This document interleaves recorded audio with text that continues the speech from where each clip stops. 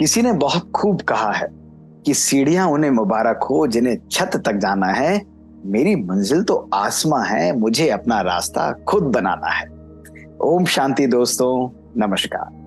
दोस्तों, बहुत समय पुरानी बात है। एक राजा का राज्य बहुत बढ़िया चल रहा था। सब जगह सुख और शांति रहती थी।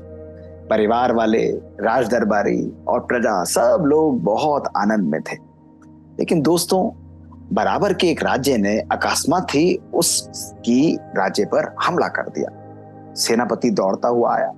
उसने कहा, महाराज, हमारे बराबर वाले राज्य ने हमारे ऊपर हमला किया है। उनकी सेना हमसे 5 गुना अधिक है और हम लोग प्रिपेयर्ड भी नहीं है। अगर हम इस युद्ध को लड़ते हैं तो हम हार जाएंगे। इसलिए या तो हमें भाग जाना चाहिए या आत्मसमर्पण कर देना चाहिए या संधि कर देनी चाहिए। राजा ने अपनी सेनापति की बात सुनी और खो गया विचारों के अंदर। उसे समझ में नहीं आ रहा था कि क्या किया जाए।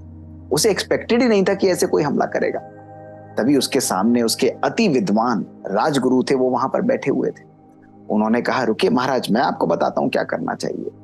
उन्होंने सेनापति को कहा कि ऐसा करिए कि आप सेनापति के पद से हट जाइए। इस सेना का नेतृत्व मैं ही करूंगा और हमें इस युद्ध को जरूर लड़ना होगा। राजा हैरान हो गए।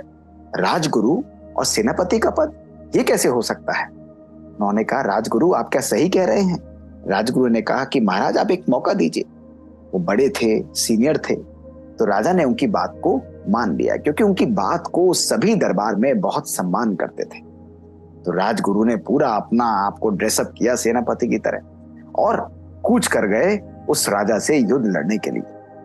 सभी जो सेना के अंदर सैनिक थे वो बहुत हताश थे। उनके मन में था कि भाई, अब तो जैसे कि हम मर ही जाएंगे, हम हार ही जाएंगे। उनको पता था कि वो सेना अधिक शक्तिशाली है और नंबर में भी ज्यादा है। तो राजगुरु जब उन सबको लेकर नेतृत्व करते हुए जा रहे थे तो रास्ते में उन्होंने अपनी सेना को रोका और बोला, देखो, मेरी योग की शक्ति के द्वारा मैं तुम्हें एक बात बताता हूँ। सभी ने कहा, क्या राजगुरु? सब उनका सम्मान करते थे, तो इसलिए उनकी बात को ध्यान से सुन रहे थे। उन्होंने कहा, हमारे युद्ध के रास्ते में एक मंदिर पड़ता है। उस मंदिर के आगे हम रुककर बैठ जाएंगे। यदि शाम को उस मंदिर के अंदर से एक लाइट और प्रकाश आती है, इसका मतलब विजय हमारी निश्चित है। और यदि वो प्रकाश नहीं आता है तो हमारी हार निश्चित है। फिर हम लोग चले जाएंगे। तो सभी सैनिकों ने कहा कि आप कह रहे हैं तो हम आपकी बात को स्वीकारते हैं। दोस्तों, शाम हुई, वो मंदिर के आगे वेट कर रहे थे। तभी जैसे जैसे धीरे धीरे शाम होती गई और तेजी से उन सभी सैनिकों ने देखा उस मंदिर से एक तेज सा प्रकाश बाहर की तरफ आ रहा है। वो रोशन कर रहा था। सभी सैनिकों के अंदर एक अद्भुत सी लहर दौड़ गई। राजगुरु के चेहरे पर मुस्कुराहट थी। उन्होंने कहा, वाह, देखो, परमात्मा हमारे साथ है। परमात्मा ने कहा है, संदेश दिया है कि विजय तुम्हारी निश्चित है, हमें कोई भी हरा नहीं सकता। सभी सैनिकों ने अपनी तलवार निकाली और कहा कि विजय हमारी निश्चित है, हम इस युद्ध में विजय होकर आएंगे। और सभी ने उस सेना पर कूच कर दिया, हमला कर दिया। कई दिनों तक युद्ध चला। युद्ध करते करते वो राजा हार गया और राजगुरु के नेतृत्व वाली ये सेना ये जीत गई। खुशी का जश्न मन रहा था। ये वापस आ रहे थे। दरबार में पहुंचे तो सभी सैनिकों ने कहा कि हमारे राजगुरु तो अद्भुत हैं। 5 गुनी अधिक सेना को, शक्तिशाली सेना को हराकर हम यहाँ पर आए हैं। इनको तो स्पेशल इनाम मिलना चाहिए। राजा ने राजगुरु से पूछा कि राजगुरु, ये आपने संभव कैसे किया? तो उन्होंने कहा, मैंने तो कुछ भी नहीं किया, मैंने तो केवल इनको मोटिवेट किया था। मैंने इनको कहा था कि अगर मंदिर के बाहर हमको लाइट दिख जाएगी, शाम को वो प्रकाश दिख जाएगा तो हम युद्ध को जीत जाएंगे। सभी सैनिकों ने कहा कि हमें लगा परमात्मा हमारे साथ है, हमको रोशनी मिली और हमने कहा कि अब युद्ध में विजय हमारी निश्चित है। तो राजा ने कहा, क्या ऐसा होता है राजगुरु? तो राजगुरु मुस्कुराने लगे। उन्होंने कहा, महाराज देखिए, हम तो वहां पर दोपहर में ही पहुंच गए थे। मैं चुपचाप वहां पर गया और एक बड़ा सा दिया मैंने मंदिर के अंदर जला दिया, क्योंकि दोपहर का समय था तो प्रकाश नहीं आ रहा था।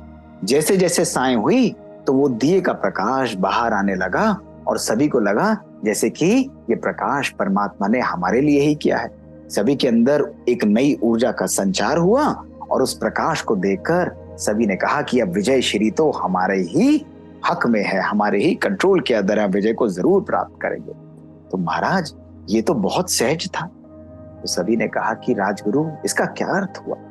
राजगुरु ने कहा कि देखो, हमारा आत्मविश्वास, हमारी जो निश्चय है, वही हमको विजय दिलाता है। अगर आज ये प्रकाश नहीं होता तो आपके मन में नेगेटिविटी आती, हताशा आती और आप युद्ध को हार जाते। लेकिन आज जब आपके मन ने स्वीकार लिया कि परमात्मा की शक्ति हमारे साथ है, आज हम इस युद्ध को जीत कर ही रहेंगे, तो आपके मन के संकल्पों की शक्ति ही, आपका आत्मविश्वास ही, आपकी जो अद्भुत मेहनत की शक्ति है, वही आपको विजय के नजदीक लेकर गई और आपको विजय दिलाई।